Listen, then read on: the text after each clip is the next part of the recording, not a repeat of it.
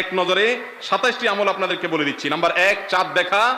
number 2 রোজা রাখা, number 3 তারাবির নামাজ আদায় করা, নাম্বার 4 সাহরি খাওয়া, 5 নম্বর আমল হলো শেষ সময় সাহরি খাওয়া, 6 নম্বর আমল হলো ইফতার করা, 7 নম্বর আমল হলো তাড়াতাড়ি ইফতার করা,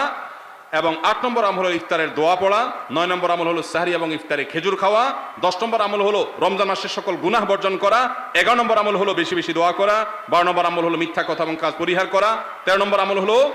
অশ্লীলতা এবং ঝগড়া বিবাদ রমজানের রোজা রেখে না করা, 14 নম্বর আমল হলো ভালো কাজের পরিমাণ এই মাসে বাড়ায় দেওয়া, 15 নম্বর আমল হলো বেশি বেশি আল্লাহর কাছে ক্ষমা চাওয়া, কারণে মাশাআল্লাহ বেশি ক্ষমা করেন মানুষকে, 16 নম্বর আমল হলো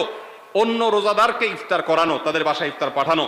আর 17 নম্বর আমল হলো বেশি বেশি কোরআন তেলাওয়াত করা, 18 নম্বর আমল হলো কোরআন নিজে পড়ে আরেকজনকে শোনানো, আবার তার তেলাওয়াত নিজে বসে শোনাশুনি করা, 19 নম্বর আমল হলো দান সাদেকা করা, 20 নম্বর আমল হলো তাহাজ্জুদ এবং বিশেষ করে ভোর রাতে সারি খেতে উঠে দোয়া করা, আর 21 নম্বর আমল হলো উমরা করার সামর্থ্য থাকলে,